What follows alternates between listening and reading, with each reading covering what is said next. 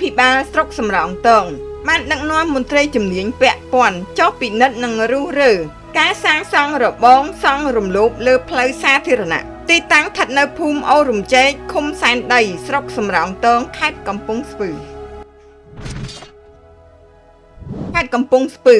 ក្រោយពីមានការផ្សព្វផ្សាយអំពីការសង់របងរំលោភលើផ្លូវសាធារណៈពីសំណាក់ប្រជាពលរដ្ឋមួយគ្រួសារស្ថិតនៅភូមិអូរំជែកឃុំសែនដីស្រុកសំរោងទងខេត្តកំពង់ស្ពឺនៅព្រឹកថ្ងៃទី24ខែកក្កដាឆ្នាំ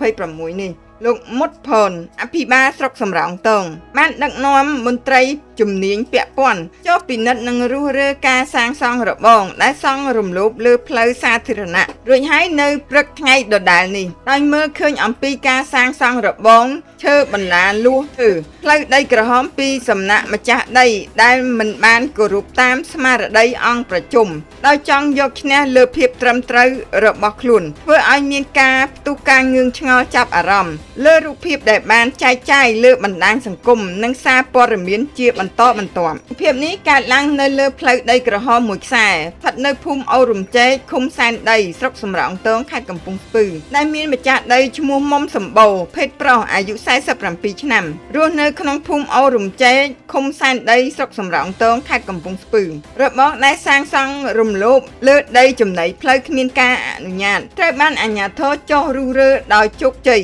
ក្រោមការចង្អុលបង្ហាញនិងណែនាំដ៏ខ្ពង់ខ្ពស់ឯកឧត្តមបណ្ឌិតជាមច័ន្ទសោភ័ណ្ឌអភិបាលខេត្តកំពង់ស្ពឺលោកមុតផនអភិបាលស្រុកសំរោងទងនិងជាប្រធានគណៈបញ្ជាការឯកភាពស្រុករួមជាមួយលោកអ៊ុដេតអភិបាលរងស្រុកសំរោងទងបានដឹកនាំក្រុមការងារស្រុកសំរោងទងកងកម្លាំងទាំង3ក្រុមការងារឃុំនិងភូមិបានចុះរុះរើបង្គោលរបងនិងរបងដែលបានសាងសង់រំលោភលើដីចំណីផ្លូវគ្មានការអនុញ្ញាតដែលមានផលប៉ះពាល់ចំនួន2គ្រួសារទីតាំងស្ថិតនៅភូមិអូរំជែកឃុំសែនដីស្រុកសំរោងទងខេត្តកំពង់ស្ពឺសូមបញ្ជាក់ផងដែរថាក្រោយពីទទួលបានព័ត៌មានទៅលើវិវាទនៃការសាងសង់របងរំលោភលើដីផ្លូវនិងមានសារព័ត៌មានជាច្រើនបានចុះផ្សព្វផ្សាយពីការរំលោភលើដីផ្លូវស្ថិតនៅភូមិអូរំជែករួចមកក្រុមការងារស្រុកបានចុះទៅវាស់វែងជាក់ស្ដែងដើម្បីកំណត់ទំហំផ្លូវស្វែងរកផលប៉ះពាល់និងបាន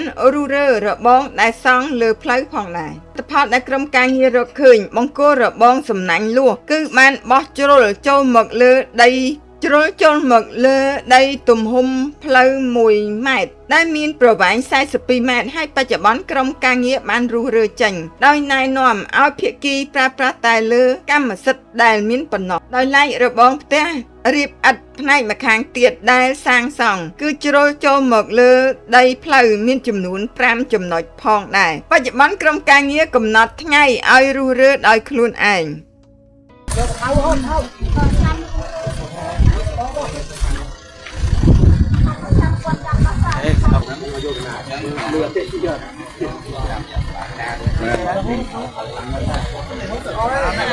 ต่อมาได้ยังบอก